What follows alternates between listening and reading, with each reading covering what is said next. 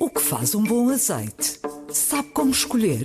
Venha descobrir e explorar este produto tão importante da nossa gastronomia na Escola do Gosto. Dia 25 de novembro no Porto, venha provar e aprender com Ana Carrilho, Edgardo Pacheco e o chefe André Cabrita. Os lugares são limitados. Inscreva-se já em público.pt. Olá, é o Poder Público, o podcast de política do público. Comigo está Leonete Botelho, Nuno Ribeiro e Liliana Valente. Liliana, foi uma semana difícil. Tu que és especialista nesta área de proteção civil, cobriste os incêndios de 2017, as suas consequências, tudo o que se passou depois disso. Como é que encaraste esta semana, que basicamente começa no episódio das golas e agora se estende à lei das incompatibilidades, que ainda está em vigor, mas que, pelos vistos, não era cumprida, não era do conhecimento geral, aparentemente, tanto quanto podemos ver.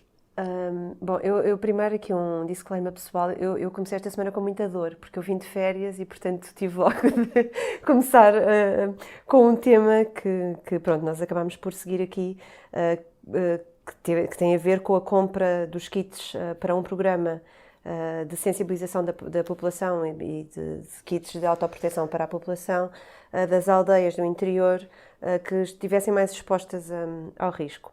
E tudo isto começou porque, afinal, nesse kit existiam as tais golas de autoproteção, que depois, afinal, o governo já não dizia que eram para autoproteção, já serviam só para sensibilizar as pessoas, que eram inflamáveis. Pronto. Passando esta parte, se nós acabamos agora por... não são inflamáveis. Isso está a essa conclusão, pelo menos eu Xavier Viegas. Eu gosto muito que o Ministério da Administração Interna se foque sempre muito em palavras, e normalmente são as palavras que lhes dão mais jeito. O inflamável, neste caso, é porque ela não pega fogo, ou seja, não cria chama. Não quer dizer que não queime.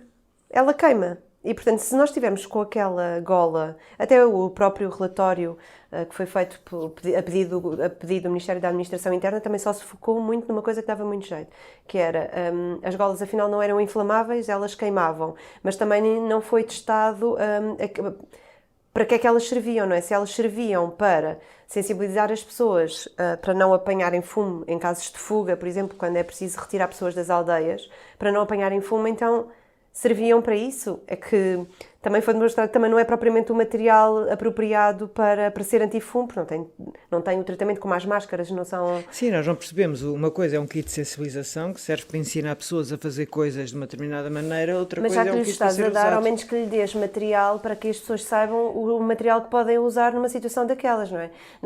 Eu acho que isso foi muito interessante perceber que o Governo, que lhe chamou sempre kits de autoproteção em todos os relatórios e documentos que tinha, e balanços, e não sei o que, sempre chamou kit de autoproteção. Quando aconteceu uma polémica em que diz que o material que é usado naquele tal kit de autoproteção não é para isso, afinal dá-se a volta ao texto, já não é para autoproteger, é para sensibilizar. E isto acho que é aqui um ponto. Eu acho que esta polémica teria acabado muito bem se o Governo tivesse admitido, cometemos um erro, realmente se calhar aquele não era o melhor material, vamos retirar as golas. Este Governo nunca nunca diz que cometeu erros. Eu não me recordo... Bem, caiu um adjunto do Secretário de Estado na sequência desse processo. Mas não foi admitido um erro, na verdade, eles não admitiram um erro. Há uma sanção política, que é a saída do adjunto do Secretário de Estado, que terá sido a pessoa, que assumiu que era a pessoa, que tinha indicado aquela empresa para fornecimento daquele kit, daquelas que na verdade não produz nada, é apenas uma empresa criada para, intermediar e criar um kit, não é? Sendo que as golas eram definidas como antifumo, golas antifumo, é o que está na especificação e que nem para isso servem. E, portanto, é preciso esclarecer para que é que serviam as golas e porque é que se pagou um preço muito acima do mercado, como também foi demonstrado em várias investigações jornalísticas. Portanto, houve, de facto, aqui uma sanção política em relação àquela indicação em concreto do adjunto do Secretário de Estado. Mas, a partir daí, lá está, por efeitos do vento político, o fogo alastrou para a questão das incompatibilidades, porque, na sequência das investigações jornalísticas nestas coisas, veio, então, o caso da empresa, do filho do Secretário de Estado. Eu queria voltar atrás um bocadinho e queria voltar às golas e não é para falar das qualidades técnicas, ao que parece, inexistentes das ditas cujas golas. É para fazermos um fio do tempo, uma cronologia muito rápida. O secretário de Estado, ao receber imigrantes no fim de semana, disse: "Isto problema não é meu, é da Proteção Civil". No dia a seguir, o adjunto demite-se dizendo que a culpa era dele, que tinha sido ele a indicar as empresas. Das duas, uma, e era importante não esquecermos isto, das duas, uma. Ou o adjunto mandava no secretário de Estado, ou o secretário de Estado mentiu. É que não há outra alternativa. Depois disso, numa catadupa desvairada de desvarios, o ministro Cabrita, Eduardo Cabrita, fez uma coisa que é notável. Não só é um erro de comunicação, é um erro básico de democracia, que é fazer este som, isto. Não deixes cabo do teu microfone. Bater no microfone e acusar. Não deixes cabo do teu microfone. E acusar também, eventualmente, inflamável. O senhor jornalista tem aqui material que é inflamável. Isto. Vamos ser responsáveis. E acusar os jornalistas de serem qualquer coisa como inconscientes, alarmistas, inconscientes. Eu não sei se vocês repararam. Isto tem que ter uma sanção. Mas houve pior. Segundo a Graça da Rádio Renascença, ele chamou cobras. Sim, a Graça fez uma no mínimo, atendendo. Em off não, já com os microfones ligados. Ele não estava em off, os microfones é que não estavam ligados. Portanto, até teve sorte porque não houve nenhum microfone a apanhá-lo a chamar cobras aos jornalistas. A sanção, no mínimo, atendendo ao discurso inflamado, isto sem ironia, do ministro, é ele para apresentar um pedido de desculpas. Só lhe ficava bem. Se não quiser apresentar um pedido de desculpas, é evidente que ele não vai para a rua, sejamos concretos. Mas é bom que ele saiba que não pode voltar a fazer isso, que já chega. Eu acho que há aqui uma outra questão que é para não nos focarmos só. Se nós juntarmos estas várias peças que estamos aqui a falar, nós temos uma prática habitual de contratação de formas menos claras e menos explícitas de uma empresa que, aliás, a fornecedora é de uma empresa que está relacionada com familiares de um autarca. Não é? Portanto, nós temos uma presidente aqui, da Junta de Freguesia de uma freguesia de Guimarães. Nós temos aqui um modo de ação que se torna muito repetitivo, porque quando estes casos aparecem e que parecem pequenos focos de pequenas coisas, a ligação que há sempre com empresas de familiares de políticos e com chefes de gabinete que dão instruções, que depois há um passa-culpas e que depois os jornalistas são todos culpados.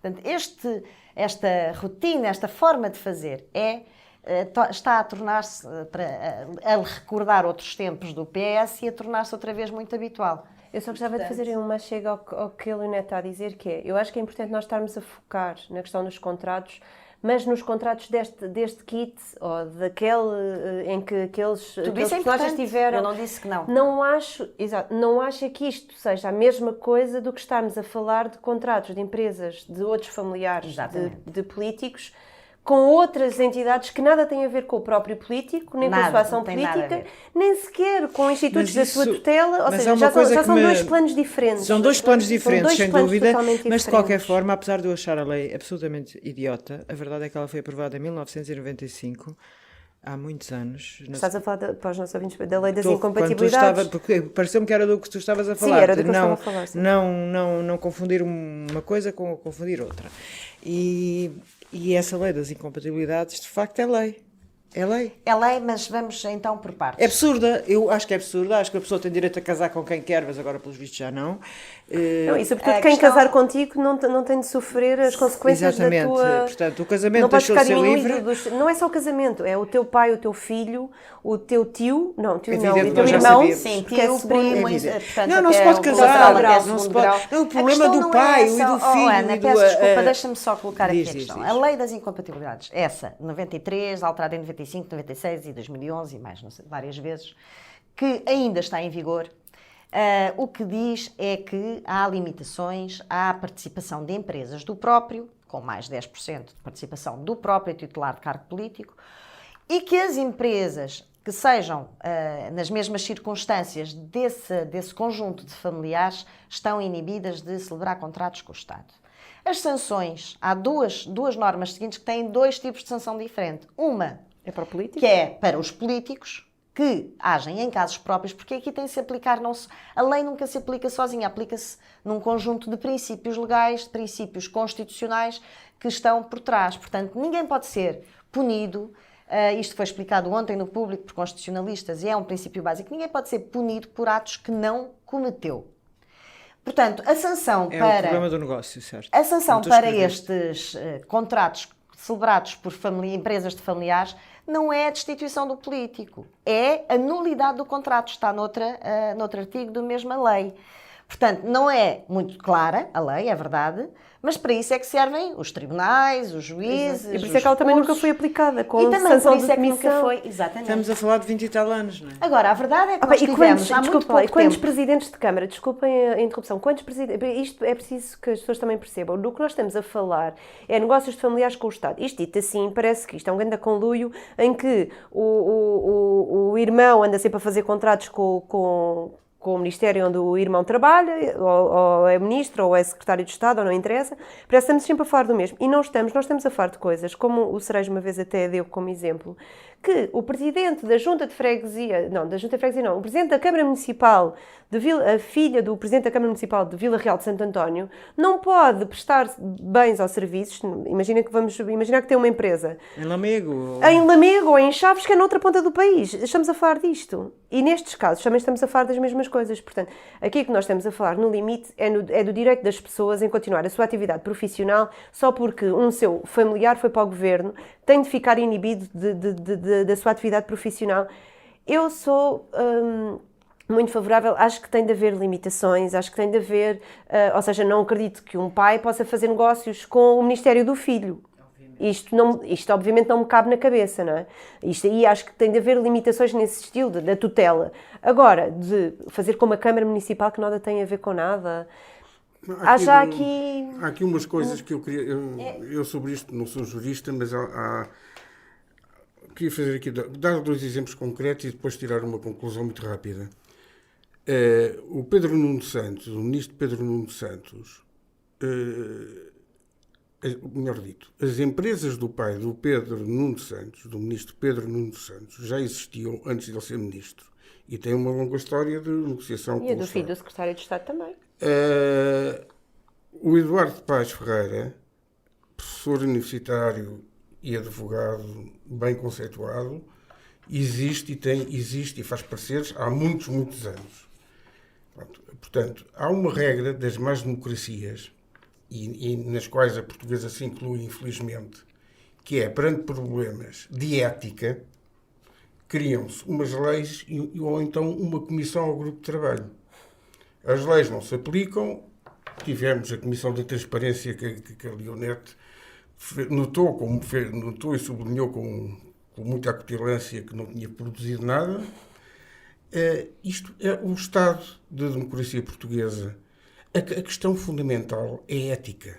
Ética e consequências mas achas políticas. que há um problema de ética? É ética e consequências políticas. Mas achas que há um problema de ética em um familiar de um grupo Não acho. fazer Não um acho. negócio Olha, eu não sou tão com... perentória. Não acho. Eu acho é quando fazes leis que depois ninguém cumpre, tens um problema de qualidade de democracia. Obviamente. Isso é que é o grave. Mas problema de Diz ética o Neto. O que eu ia dizer é, bom, a Comissão da Transparência acabou por produzir muito. E tão Como de os forma alunos no último período. de forma tão apressada e tão às escondidas, porque grande parte dos trabalhos foram feitos sem presença pública e sem presença, aliás, de grande parte dos deputados que faziam parte da comissão, porque era tudo em petit comité, no grupo de coordenadores, como aliás notou bem o Paulo Trigo Pereira, deputado independente eleito pelos legisladores do PS, que estava nesta comissão e que se sentiu completamente marginalizado, e bem. A questão é que depois aparecem questões como esta. A alteração a essa lei não foi uma pequena alteração, foi feita toda uma nova lei que congrega vários outros diplomas que existiam mais espalhados e que prevê coisas como esta, que me parece um absurdo jurídico e sem ter feito ainda o trabalho com juristas para que possam corroborar isto. Mas, quer dizer, em direito comercial eu não conheço a figura da suspensão da sua participação social. O que é que acontece? Para corrigir um erro que, pronto, se via que era por exagero e que acabou por não ser cumprida grande parte dessa lei, precisamente por a sua irracionalidade e a falta de proporcionalidade entre muitas coisas que o Ministro dos Negócios Estrangeiros disse ontem, erradamente, disse esta certa, que é de facto um princípio de proporcionalidade que tem que ser aplicado na aplicação das leis, mas eles aprovam, está publicada, promulgada e publicada, uma lei que só entra em vigor na próxima legislatura, que substitui esta, que diz que, então, pronto, ok, os titulares de cargos políticos continuam a não poder ter empresas que contratem com o Estado que tenham mais 10% do respectivo capital, mas podem suspender a sua participação social durante o exercício do cargo. E isto é uma perplexidade imensa. O que é isto da suspensão da participação social? O que é, há uma empresa que tem, imagina um ministro tem 51% da empresa, só para ser a maioria absoluta. Ele suspende a sua cota, a empresa fica a funcionar com 49%. E quem é que se responsabiliza durante o tempo em que ele estiver no cargo pelas dívidas, encargos, responsabilidades assumidas antes? Ninguém? E se ele tiver 90% ou 100%? Quer dizer, o que surpreende é que o Presidente da República há aqui uma série de absurdos que me parecem absurdos sim. jurídicos. Quer dizer, se num caso foi por excesso, aqui é por defeito e, portanto, aquilo que, infelizmente, dos meus 3 anos de acompanhamento desta comissão, se bem que na reta final não acompanhei tão bem, é exatamente isto. Ora, nós temos aqui uma série de condições que são demasiado restritivas, portanto, vamos alargar e deixar passar por esta malha todas as situações que essas sim vão dar ainda muito que falar nos próximos anos, quando esta lei se começar a aplicar. Portanto, vamos estar de alerta e vamos para o segundo tema, que são as listas de deputados do PSD. Não há saneamentos selvagens, não são privilegiados os amigos, há o equilíbrio possível dentro do partido e esse equilíbrio é sempre muito difícil. Gostaram das listas de deputados do Rui Rio? Correram bem? São bons os candidatos? Eu acho que podemos... Quem é que quer começar?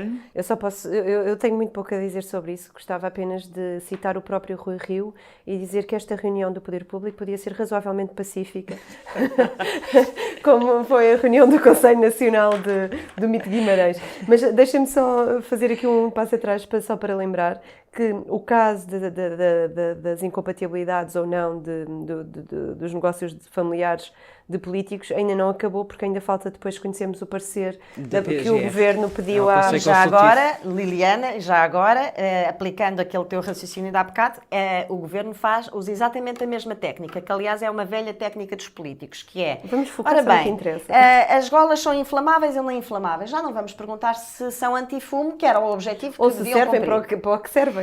Em relação, por exemplo, aqui à questão do parecer pedido à Procuradoria, vamos perguntar se isto dá direito à admissão ou não dá direito à admissão. Não vão perguntar se dá direito à nulidade dos contratos celebrados, porque isso sim, literalmente, decorre da lei. E, portanto, focando nas palavras, podemos ver a árvore e perder de vista a floresta. O que é passar a bola, a responsabilidade da decisão e da consequência política. Vá lá, eu quero falar das listas do Rui Rio e vocês não querem. Isto é muito desagradável. Pronto, eu posso querer falar. Isto é muito desagradável. Rui Rio, peço dizer, só para fazer a ligação, é assim. Toda esta questão que nós estivemos a falar anteriormente seria uma excelente questão política para o maior partido da oposição estar a debater. E o que é que nós estamos aqui a falar? Da fragilidade do Governo, da fragilidade do maior partido da oposição e do buraco negro em que se está a transformar a política portuguesa, porque, trabalhamos exatamente, se não somos nós jornalistas a fazer algum trabalho, às vezes menos bem feito, outras vezes muito bem feito, realmente não se nota que estamos... Não, isto é uma tragédia. A 2 meses das eleições. Sobre Isto o PSD? é uma tragédia. A tragédia é difícil de descrever, embora tínhamos Shakespeare e tínhamos grandes... O Rui Rio é razoavelmente pacífico com o Governo. Eu vou continuar a dizer razoavelmente pacífico porque eu tenho muito pouco para dizer sobre o PSD. Eu posso dizer uma coisa Acho que podemos dizer outra coisa, que eu acho que foi interessante. Eu agora só parando com a brincadeira, porque não estou aqui propriamente para brincar. Foi Mas interessante. também podes. Também posso, mas já brinquei, já disse várias vezes razoavelmente pacífico. Eu acho que foi interessante perceber o ressuscitar de Menezes Sim, para fazer uma coisa muito também interessante. Foi a parte que me coisou ao coração, porque eu sou... Mas não é a primeira vez. Ele Não, é a ressuscitou segunda. para cortar com o pacismo, não é? Como se... Foi interessante. Mas também para dizer uma coisa que me ficou na cabeça, que foi dizer...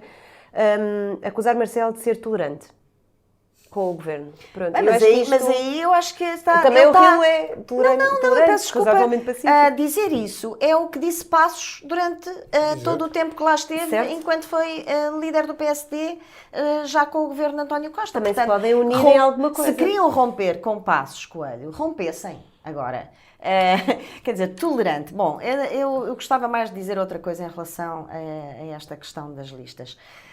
Rui Rio sempre, enquanto líder do PSD, sempre mostrou que, ou sempre foi dando sinais de que a sua vontade era vir a fazer um pacto com o PS. Sempre. Nunca escondeu isso. Aliás, a grande questão, que aliás levou depois até à saída de Santana Lopes, uma das questões, foi precisamente esta. Não é este o PSD que quer ser o número 2 do governo de Costa. Quando saiu da Comissão Política, às 3 da manhã de anteontem, ou de ontem, melhor dizendo, Rui Rio disse uma coisa fantástica. Não, isto foi razoavelmente pacífico. Conheço outros momentos do PSD em que foi muito mais, em 83 e 85. A que é que ele se está a referir? Em 83, ao início do governo do Bloco Central. Exatamente. E em 85, quando Cavaco é eleito líder do PSD e que acaba com... faz demitir todos os ministros do Bloco Central. Portanto, Rui Rio, se ainda faltava alguma coisa, mostrou para que é que veio para líder do PSD. E esta é a questão que está na base da grande confusão e da grande cisão que há no PSD. É se o PSD quer um Bloco Central, que aliás penso que o Rui Rio inclusive terá sido induzido em erro eventualmente por António Costa, e pelas relações anteriores que tinham e pela grande amizade que os unia. Ele foi com um objetivo, pensou sempre que num momento pós-eleitoral, corresse melhor ou pior, haveria sempre um governo Bloco Central. E, portanto, esta é a grande questão que está na origem desta cisão. Tudo o resto... E do estado das sondagens. Mas eu acho que isso até... Eu acho que há uma cisão... 74%. Houve a cisão do Santana Lopes. Isso é dentro do Conselho Nacional. O partido está profundamente dividido, porque estas são as pessoas que eu acho que parte do partido não vai fazer simpática. campanha. Mas eu vou dizer, eu acho que isso até é uma posição simpática, porque eu neste momento eu não consigo perceber sequer o que é que o Rui Rio quer. Ele tem, e isto é preciso dizer, ele tem apresentado várias medidas no programa, mas quando, por exemplo, apresenta o cenário macroeconómico, eu tinha aqui, alguns aqui, desculpem lá, vou ter de ir aqui às minhas notas, ele apresenta coisas como, isto é o sonho, não é? Uma pessoa reduzem o déficit, diminui os impostos, aumenta o investimento, o crescimento está sempre a crescer, a dívida pública está sempre a descer, e depois pergunta assim, sim, mas como é que se chega a estas opções políticas? Como é que se chega a este quadro? E por isso, esta questão mais estratégica do Bloco Central, parece-me que neste momento eles... Nem se deram ao trabalho de fazer um programa bem feito. Mas o programa é bem feito. Eu acho que eu ainda não consegui ler o programa já para teve o consciência assumir. que o Bloco Central não é possível, mas esse era o É sonho dele. isso, por isso neste Mas, momento o que eu então- acho é que já estão numa fase posterior em que eles ainda não sabem bem o que é querem. Sem chão. É eu sem acho que chão, estão- é sem sem chão. chão, Sem o chão é problema- uma bela descrição. O que é que vai Nuno a seguir? Ribeiro, o que é que se te oferece dizer como cidadãos? Há aqui uma ironia pegando nesse cenário macroeconómico e nessas tarefas aparentemente contraditórias. De alguma maneira foi o que Centeno fez, portanto, quer dizer, repetir Centeno como proposta da oposição, enfim, quer dizer, é o que é, mas não é propriamente proposta da oposição. Eu acho que, bem, isto passou, andamos de fogo em fogo, o PSD com sirenes, mas vamos ver como é que o PSD se organiza ou se reorganiza para a campanha, vamos ver qual é a contribuição que o aparelho dá ou não dá. E aí vamos ter mais ou menos a ideia clara de quando é o óbito do Rui Rio. Se é no dia 6 à noite, se é no dia 9, isto são os dias que ele próprio disse, ou se é no dia 12. Não parece que o PSD esteja propriamente muito mobilizado. O problema não parece, é este, mas... exatamente. Quando o Rui Rio foi eleito com base nas bases. Foi eleito porque conseguiu angariar, mostrar que era um homem que não era da capital, era um homem do país profundo. Conseguiu arregimentar as distritais à sua volta. E mal é eleito, passado pouco tempo, começa a dar tiros às distritais. Este é o tiro no porta-aviões. Ele correu com todas as vontades de uma série contrariou a grande parte das distritais e, sobretudo, das distritais mais fortes, aquelas que fazem campanha e que vão para o terreno. Esta quinta-feira a admissão do homem de Leiria. As distritais do PSD, o PSD era a grande marca d'água do PSD, é genético, é ser um partido das bases, um partido do povo, sempre foi apresentado assim, é um partido em que todo o território se poderia, aliás, não era por acaso Era o partido mais português de Era o partido mais português, é uma espécie de Benfica da política, não é? Que isso era um PSD de há muitos anos. Benfiquista, Há quem diga que isso era o PSD de há muitos anos. Era o PSD antes de Cavaco. Foi com Não, depois de Cavaco, Foi com isto que o Rio foi eleito. O Rio foi eleito com as distritais. O cavaquismo o PSD. não é domesticou, isso é outro ponto de discutir uma vista. coisa que eu não posso discutir porque Não, era uma criança. mas houve, o PSD estava profundamente com o Cavaco. Sim, mas o Cavaco domesticou o o PSD. homem inflamava as pessoas, as mulheres, O PSD deixou de... Dando o salto para o futuro. Dando o salto para o futuro. Aquilo que neste momento me preocupa não é o resultado eleitoral do PSD. Não são. O partido vai se reorganizar. Tem muita gente capaz e vai encontrar uma nova liderança. Mas os partidos também morrem. Mas durante o tempo que durar a próxima legislatura, e tudo indica que será 4 anos, o PSD vai continuar com uma bancada parlamentar que não representa a sua nova liderança. Portanto, o problema do PSD é um problema que o PSD tem atualmente também. E a dificuldade que o PSD tem tido, que o PS não tem tido nas últimas décadas tanto, ou pelo menos não é tão notório. Tinha um bocado agora nas últimas por causa do seguro. Eu acredito que haja uma migração. Pouco. Agora, a bancada parlamentar do seguro não era dele. Não era dele. Há uma coisa que não te pode esquecer. O atual grupo parlamentar também que não ainda é do Rio. existe, que não é do Rio, e que foi corrida. E não é de ninguém. Porquê? Foram todos corridos. Os líderes dessa bancada. Mas o grupo parlamentar não era de ninguém. Porquê? Porque o PSD ganhou as eleições e não governa. Essa é que é a questão. Se o PSD perder as eleições, eu tenho a impressão que há uma maior autogovernal do que houve. Eu acho que o Rio está aqui a cometer alguns de 2015. riscos que alguns podem correr bem, outros podem correr mal. Aquela história de pôr aqueles independentes que ninguém conhece, mas que são os tais jovens, que afinal, pois alguns calhar nem são assim tão jovens como... acho que ele está a correr alguns riscos e se calhar nesse caso até foi inteligente, porque a bem ou a mal, no caso dele, se calhar até vai conseguir... Eu agora vou dizer aqui uma banalidade ou uma estupidez, mas... se calhar ele não se está a pôr ele em xeque, portanto se calhar logo ele estará sempre em xeque. Sim, mas não podem dizer este é o resultado do Rio no Porto, por exemplo. Podem. Eu acho que é o resultado do Rio no país inteiro. No país inteiro, é isto, no país inteiro. Agora, mas ele não se pôs a ele como temos que ir para o último tema.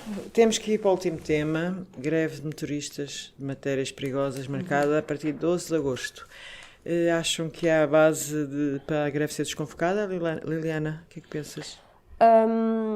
Eu acho que nós estamos aqui a chegar a um ponto, por aquilo que eu percebi, que já aconteceu da outra vez, que é aquele ponto de saturação, que é, da outra vez os grevistas tombaram quando se tornou quase insustentável a pressão pública, por assim dizer. E neste momento estamos a chegar àquele ponto, com o aproximar dos dias, em que as pessoas começam a dizer já não há jerrycans, não sei o quê, começa a haver uma pressão pública que pode, isto obviamente é o achismo, é pôr o dedo no ar, pode levar a um aproximar de posições que podem desembocar depois no resultado que é a desconvocatória da greve. Haverá uma reunião na segunda-feira, sem o Sindicato das Matérias Perigosas, que foi aquele que da outra vez... Sim. Já está confirmada que é sem eles? Está marcada sem eles, com o Andrame sem eles. Mas não foram eles que pediram, foram eles, sindicato, que pediram mas a está reunião. marcada sem eles. Está marcada sem eles, a informação que eu tenho. O que eu sei é que a reunião foi pedida por eles... Mas que a Andrame recusava enquanto estivesse em cima da mesa a questão da greve. Vamos ver como é que isso é negociado até lá, não é? Pronto, mas o que neste momento está marcado é essa dita cuja reunião com o sindicato que não é das matérias perigosas. Vamos ver. Eu acho que isto é um jogo muito perigoso. E é um jogo muito perigoso que o sindicato tem estado a jogar, porque aceitou ir para um processo negocial que foi muito bem gerido na altura pelo Guilherme Drey. por Pedro Nuno Santos, que de facto conseguiu com aquela técnica de pôr os interlocutores em salas diferentes, ia falando com uns e falando com outros até encontrar o mínimo denominador comum e conseguir dirimir. Já não estamos nesse ponto. Eles já estavam todos sentados na mesma... Assinaram compromissos de reivindicações mínimas, de paz social, até ao final do ano, que estão a furar. Exatamente. Portanto, aqui é um jogo muito perigoso, que parece aquele jogo de jogadores exímios, com bluffs, que é mesmo muito perigoso, e é perigoso para todos. Mas eu acho que é sobretudo perigoso porque eu penso que não haverá muita gente no país que se consiga rever neste tipo de ação. As greves acho que são para fazer moça. Nisso aí violar acordos que foram celebrados em momentos muito críticos em que o país viveu muitas dificuldades. O acordo. Exigir mais do que tinha sido ficado no caderno reivindicativo, exigir mais e sobretudo mais rápido, porque este mais até ao acordo, final do ano. Vamos cá ver, o acordo, o que está neste momento e que levou o sindicato teoricamente, levou o sindicato a tomar esta atitude, foi que os sócios da Antram concordaram com 2020, com as atualizações salariais para 2020, mas para 2021 e 2022 diziam que era insustentável. Portanto, não se está a furar um acordo de um ano ou ano e meio. Está-se a furar, está-se a admitir que não é possível. Mas, por amor de Deus, temos um ano para negociar. Exatamente. Não, e há aqui outra questão. Agora também entram outros sindicatos, não é? Já não é só os das matérias perigosas. Sem dúvida, porque obviamente quem é o sindicato? Eles conseguiram isto, qual é o outro sindicato de motoristas que quer ficar de fora, vai atrás. Quer dizer... Então, e bem, desculpa, tem direito a isso. Isso aí é lógico. Agora, o que não parece lógico, e eu concordo com o que a Leonete dizia há pouco, é que há aqui um problema que o sindicato tem, que é gerir este espaço de tempo até à greve. Que isto é muito complicado. Exatamente. Podemos já criar aqui um cenário, prepara-te, Ana, fim de semana 10 e 11 vai ser um fim de semana alucinante de reuniões em que os ministros não dormem, os sindicalistas não dormem. Os portugueses não dormem porque estão a pôr os produtos estão a ir à Espanha a abastecer. Estão a se embarcar. Os portugueses vão à Espanha abastecer. Mas eu estou convencido que esta gestão, não é só a gestão do tempo, é a gestão das expectativas junto dos motoristas, junto dos trabalhadores.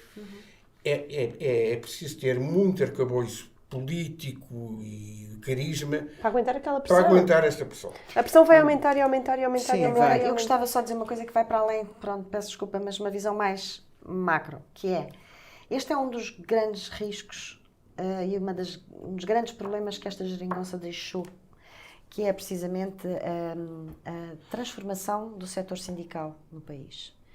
E estes sindicatos que estão neste momento aí para a greve são sindicatos, de facto, não são inorgânicos, eles existem. Também a lei sindical, mal seria, a liberdade sindical existe. Sindicatos independentes. Mas são completamente independentes. Mas tu achas que a CGTP... Eu percebo o que tu estás a dizer. A CGTP, ao ter sido parte da geringonça, e foi-o, e isso viu-se em muitos documentos que a CGTP fez logo no início, e bem, a reivindicar a sua cota-parte na formação desta solução.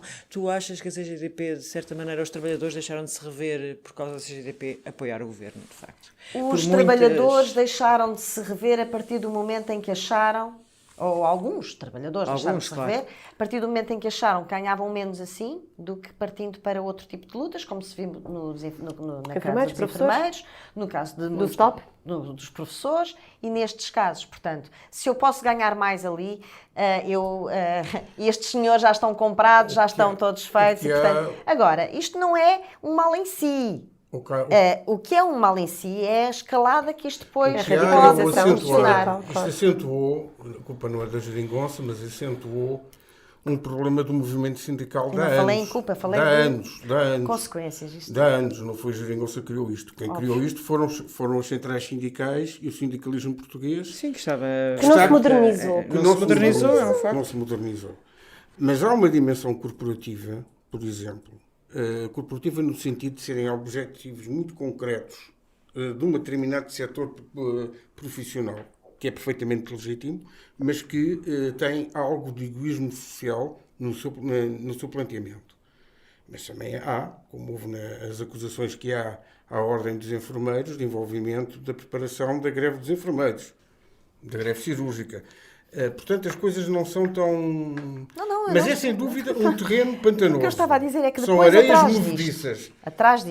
Atrás disto vem aquilo que já temos vindo a ouvir falar de há uns largos meses para cá, que é as restrições do direito à greve. E tudo isto é uma escalada de pé em pé que nós estamos a assistir noutros países muito mais rápida. O PS está parece empenhado. E aqui, precisamente porque até os próprios partidos políticos têm dificuldade em fazer discursos, a direita pelo estado em que está, a esquerda pela sua nova circunstância, em fazer discursos mais lúcidos e com uma visão mais longa. Menos comprometidos também. E com uma visão mais de longo prazo daquilo que se quer para o país e daquilo que se quer para o nosso sistema jurídico. E esta escalada de perda de direitos, porque se vai ganhando, isso é o populismo, isto tem populismo aqui dentro e que depois vai criando retrocessos, imagem para retrocessos, e isso, os movimentos agora, só uma nota final, para mim houve uma nota nas listas do PS, e só mesmo para acabar, que a mim que me deixou muito curiosa, não há um único membro, nem da UGT nem da CGTP. Isso por acaso é escandaloso e acho que é a primeira vez. Nas listas do Creio PS. que sim, nas listas do PS. Penso que é a primeira Aliás, vez. os sindicalistas de ambas as correntes sindicais do PS queixaram-se disso. Sim, exato. Com Mas toda a acho que é uma razão, nota que faz... com toda a razão, o PS antigamente era um partido trabalhista, agora Exatamente. não é. Enfim, Agora trabalha na moderação dos conflitos. o poder público fica por aqui, voltamos para a semana. Foi razoavelmente Obrigada. pacífico. Razoavelmente pacífico. Ew, gotta get rid of this old Backstreet Boys t-shirt. Tell me why. Because it stinks, boys. Tell me why. I've washed it so many times, but the odor won't come out. Tell me why. No, you tell me why I can't get rid of this odor. Have you tried Downy Rinse and Refresh? It doesn't just cover up odors, it helps remove them. Wow, it worked, guys. Yeah. Downy Rinse and Refresh removes more odor in one wash than the leading value detergent in 3 washes. Find it wherever you buy laundry products.